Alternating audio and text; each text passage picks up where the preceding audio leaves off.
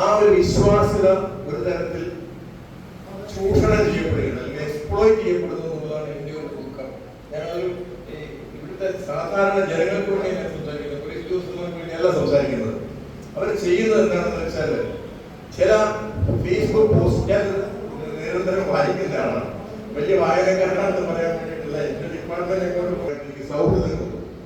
ഞാനത് പറയാൻ കാരണം, പല സ്റ്റോറീസ് അല്ലെങ്കിൽ പല പ്രചരണ തന്ത്രങ്ങളൊക്കെ ഈ ഫേസ്ബുക്കിൽ കൂടെ ഞാൻ വായിക്കുമ്പോൾ, പുസ്തകങ്ങളിൽ കൂടെ ഞാൻ വായിക്കുമ്പോൾ, ഇൻസ്റ്റാഗ്രാമിൽ കൂടെ ഞാൻ വായിക്കുമ്പോൾ, ചില ടോക്ക് ഷോ,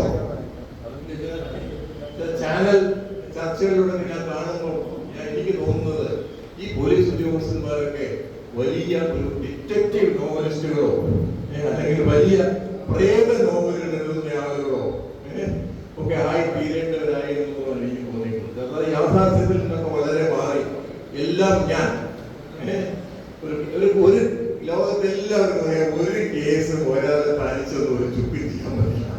ഒരു ജില്ലയും ഒരു പോലീസ് സ്റ്റേഷനും ഒരു സബ് ഇൻസ്പെക്ടറോ സർക്കിൾ ഇൻസ്പെക്ടറോ എസ് പിക്കോ ഐ ജിക്കോ വിചാരിച്ചാൽ ഒരു ചുക്ക് ചെയ്യാൻ കഴിയും.